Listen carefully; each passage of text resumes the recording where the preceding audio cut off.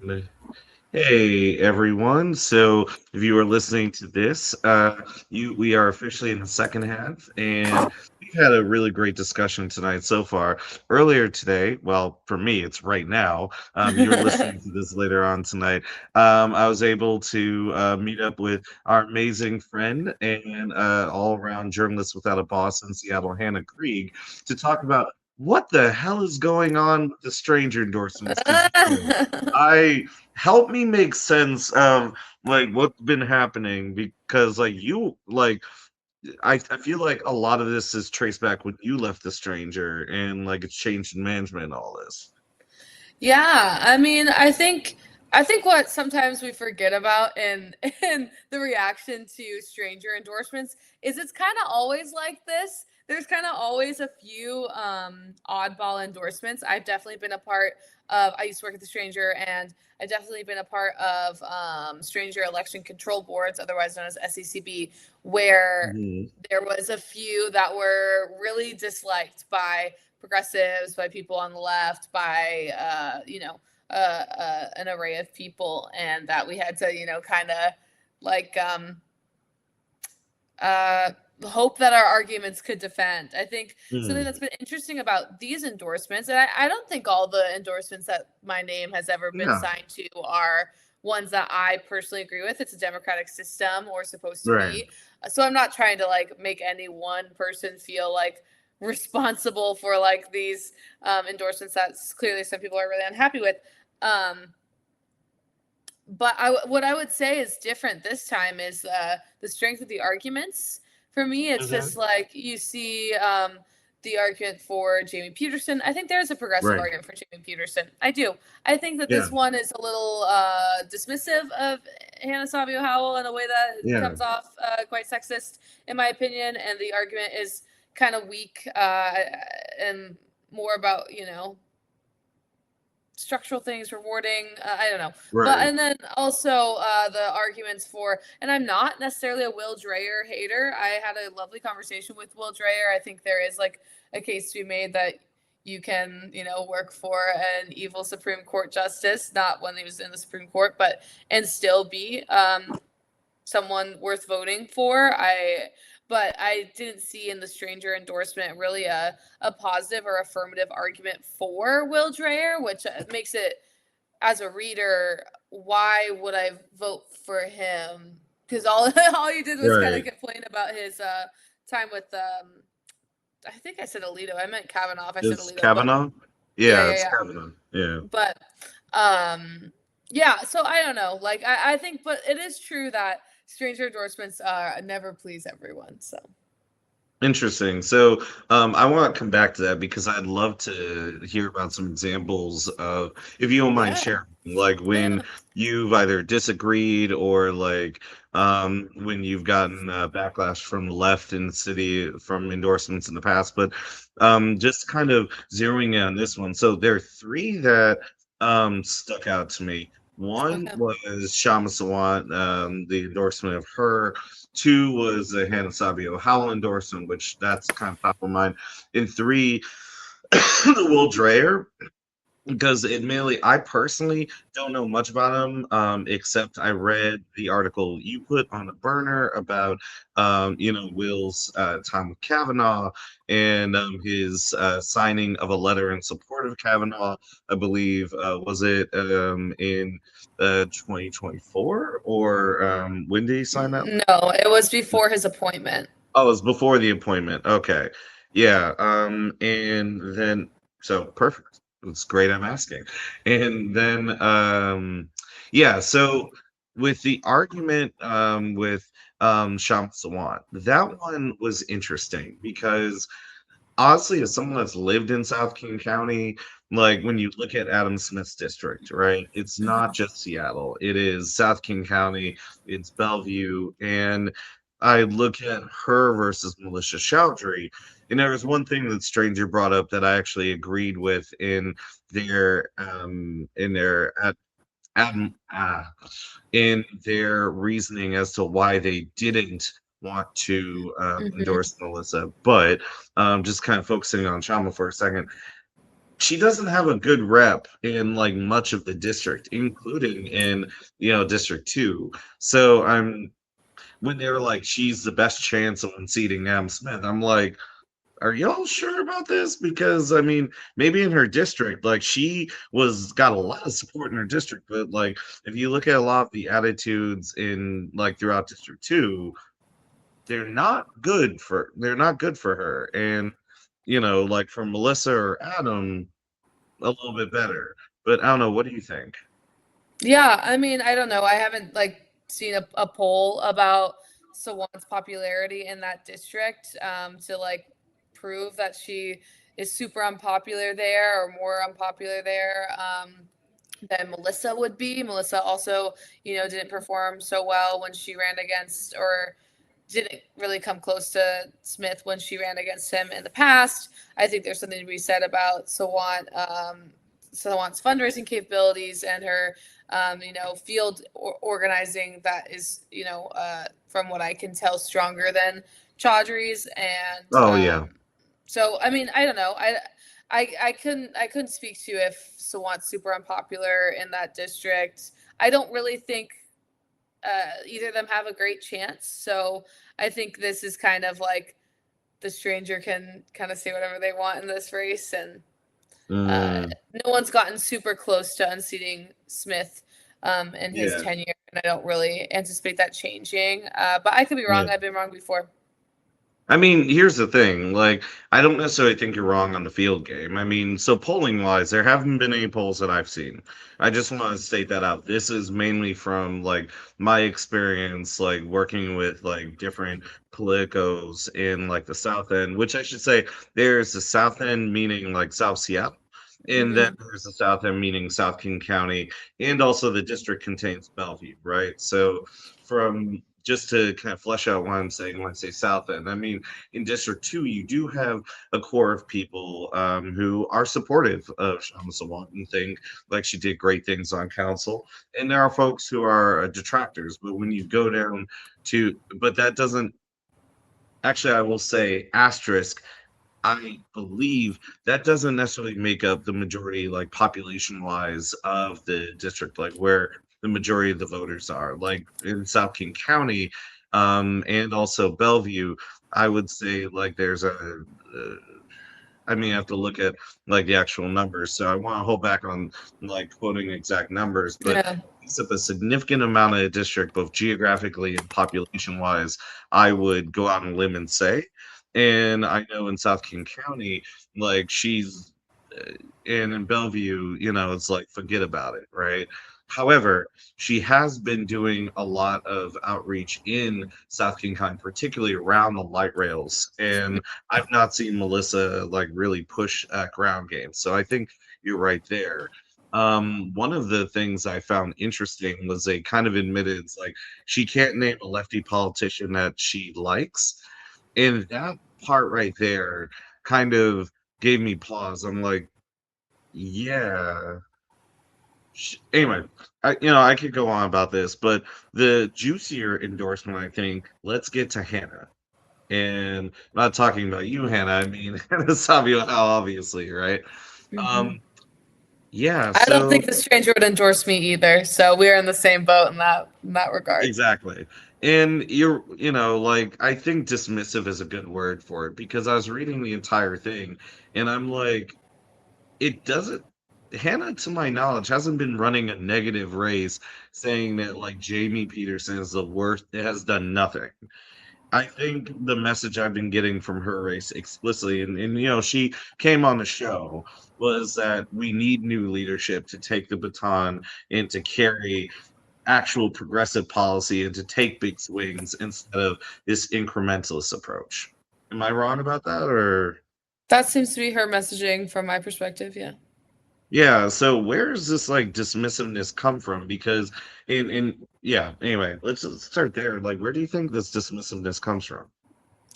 Um, I think they're, being responsive to some criticisms and arguments that I've heard from like the people from the Senate Democrat caucus and kind of big labor people. And that's that, he's the Senate Majority Leader. We want a progressive Senate Majority Leader.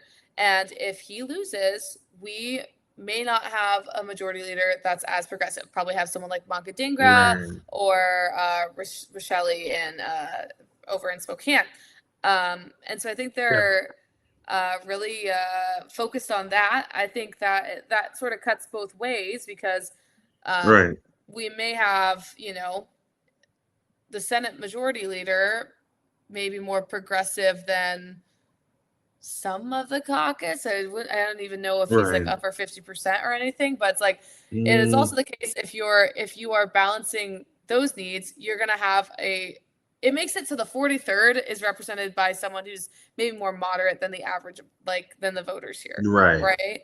And so it's Right. like the 43rd is really a place that deserves someone who's super a bold leader. I mean, like this is a place that should Right. be basically represented by three socialists, and Yeah. we are represented by a guy who is milk toast enough, whether you think he's progressive or not, milk toast enough to be Right. the Senate Majority Leader.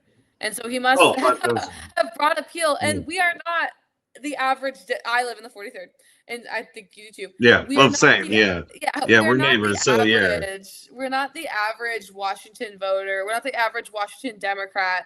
This district is more progressive, and we shouldn't have to sacrifice our senator for like for that consideration. I don't think, and Precisely. or may and but the stranger feels the other way that you should have to Yeah. sacrifice. Right. And I feel like it rewards this type, how should I put it? But it brings in both like lesser evilism and also rewards this type of um cronyism isn't the right word, but it rewards a certain type of consolidation of power Mm-hmm. over time. And in fact, I would actually extend the argument to say it doesn't move the caucus in the progressive direction that the majority of Democrats across the state want to see. Now, this has been something that's been shown in poll after poll, whether it comes to taxation, universal health care, transportation, fighting the Trump administration. Like Washington State Democrats are not a moderate lot, right? Like Mm-hmm. even in Spokane, and I would dare say that and I don't know, maybe I'm wildly wrong about this. My impressions of like Peterson's maybe versus like Richelli, you brought up, right? Not that far off in terms of their politics, but also, I you think know, those are very similar people. right, I had to go, vote by right, vote a little bit, but I think you're right. Like it's like yeah, there's definitely a hunger for um, a more progressive, and it's just true that I mean, I guess what I would wish is if we were endorse Jamie Peterson, totally fine, your prerogative. What I yeah, would wish is that people would understand that for some there's a not zero chance that the millionaires tax and some of the other progressive things that happened this year happened because of the pressure of the idea of a challenger. And right. so for you to then justify your endorsement by saying, well, he did the millionaires tax, it's like he could have been doing that for many years and Yeah, then he just did it when he had a challenger. And then you're saying, why are you even running? You're taking away resources from other people. You don't know right. anything. Get the fuck out. Being really dismissive and hostile to this person who I think it's not a crazy thing to say that she had a hand in making Jamie Peterson act right this session. Oh, 5,000%. Undoubtedly. Like labor, which I should say shout out to Working Washington because I was employed by Working Washington towards the end of the Fight 15. So Working Washington is part of the labor movement. And like hell, you and I were both there when the Numos workers, alongside Working Washington, declared the beginning of their unionization campaign, right? They were literally in the room with the rest of labor saying, hey, you need to pass this millionaires tax or give us some progressive revenue, or there are going to be political consequences, along with the chorus of a whole bunch of people. Mm-hmm. And furthermore, Hannah, other Hannah, obviously, shared this story with me where, she was meeting with Peterson, and the way that he talked about not necessarily what he could do for workers, but his own legacy. That's what inspired her to run in the first Mhm. place. So, like in Peterson, from the sources I've at least, talked to, wasn't completely on board with millionaire tax and had to be brought along in addition to the threat of run, just the reality that we need progressive revenue. Like something must be done. And it's either going to be this or it's going to be like they get replaced and you have new like socialists that come in and do the thing that we all know needs to be done. And when I say all, I mean Democrats and Republicans.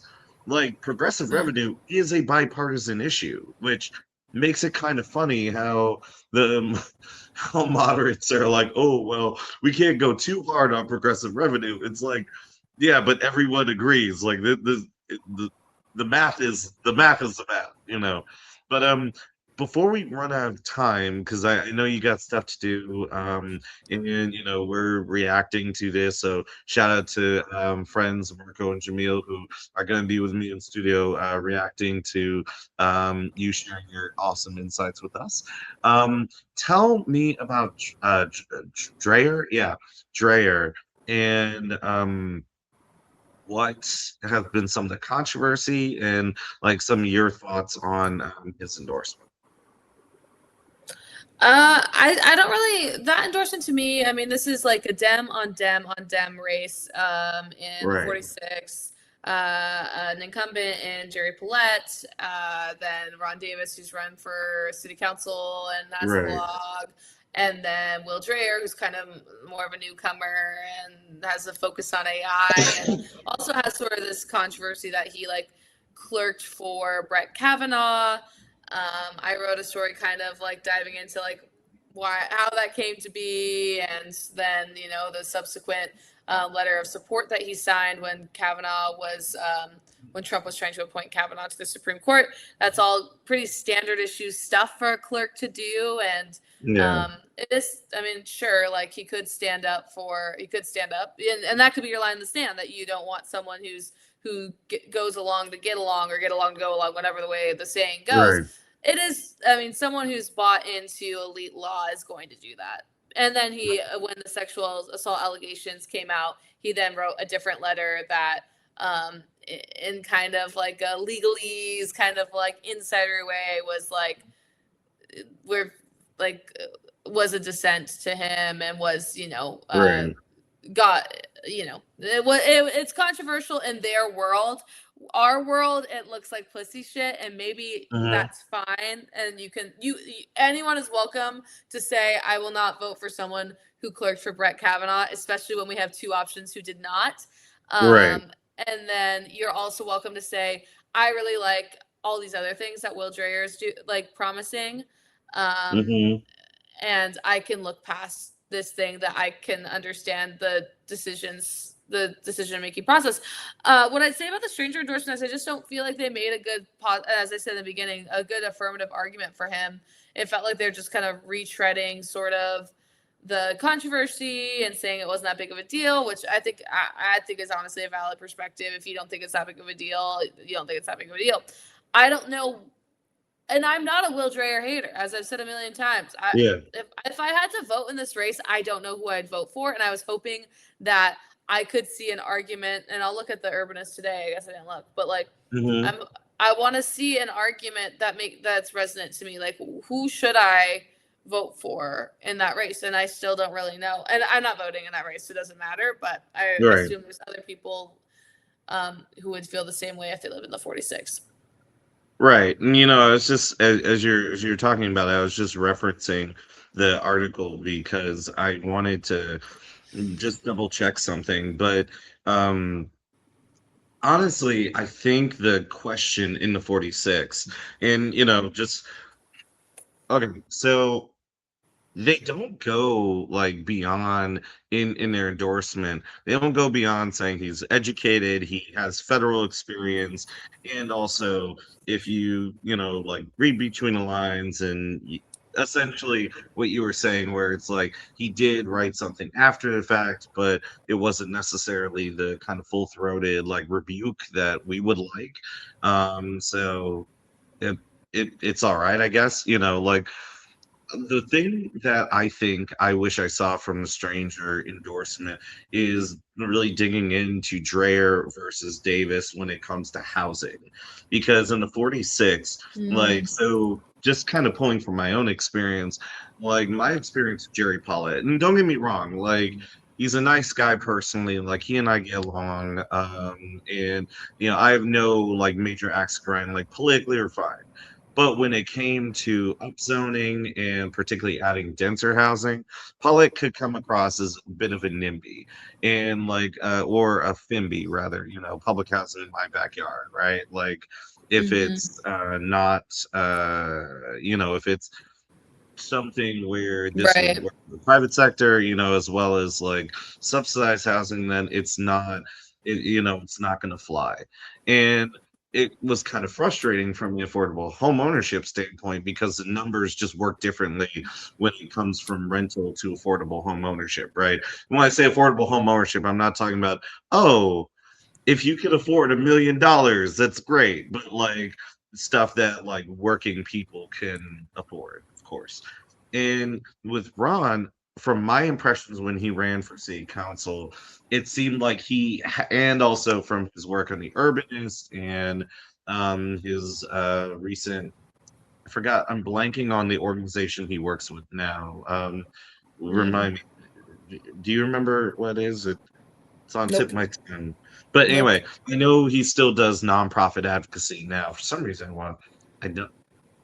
It'll come back to me. But his writings in the Urbanist, he has much more of a handle on that, and I would be interested if Dreyer could demonstrate that he has a more effective strategy on how to leverage state dollars and even maybe knock on wood, skies open up, whether it's Zeus, Jesus, Yahweh, whomever in the sky is hearing this, could reopen federal dollars for like permanent supportive housing and, even get federal dollars to maybe help out with some affordable home ownership, which right now just doesn't exist, right? Even with this new act that was passed, the Road to Housing Act that was recently passed, right? It, to my knowledge, there's no like direct federal subsidy for that, right? Yeah.